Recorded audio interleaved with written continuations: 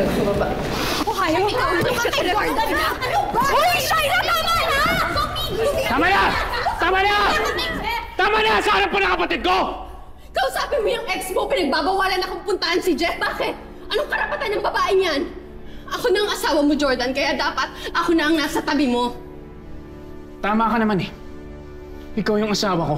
Ikaw ang pinakasalan ko. Pero kasal lang tayo dahil sa mga panluloko at kasinungalingan mo! Ito.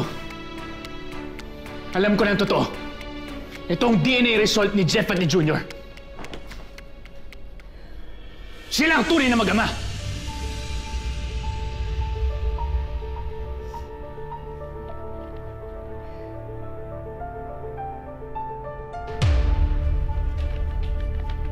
Ano?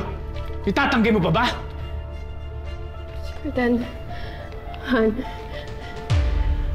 Sinungaling ka? Manloloko. I'm sorry. I'm sorry, Han. Han, ginawa ko lang yun dahil mahal kita. Wala akong ibang hinahan kundi mabuhay yung pamilya natin. I swear, I'm so sorry. I'm sorry, Han. Pero pati yung lukuhin mo ko. Tinamay mo pa yung kapatid ko. Tinamay mo yung pagiging ama niya. Sa ginawa mo, tinanggalan mo ng karapatan si Jeff maging ama ng anak niya. Wala na yung kapatid ko, Shaira. Hindi na niya makakasama yung anak niya. Hindi na niya mayayakap! Makasarili ka eh! Jordan. Usap mo na tayo, please. Please, ayusin natin to. Kakakasalan natin. Di ba ako ni asawa mo, Han? Please. Please, ayusin natin. Please, Jordan.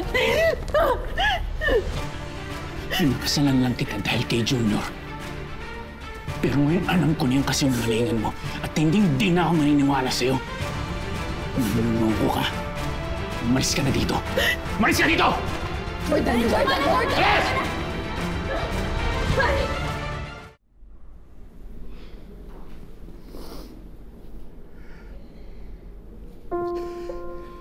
Jordan.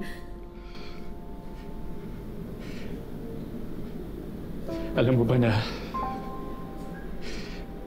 kaya ako pinakasalan niya si Shaira dahil kay Junior? Kasi gusto ko magkaroon siya ng isang buong pamilya.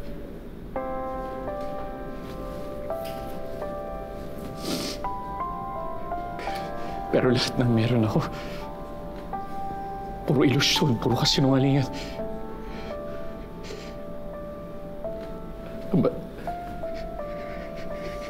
Ang masakit pa doon, dinamay ko pa yung kapatid ko eh.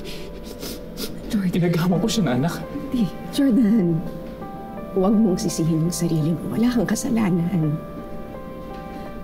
Wala kang kasalanan.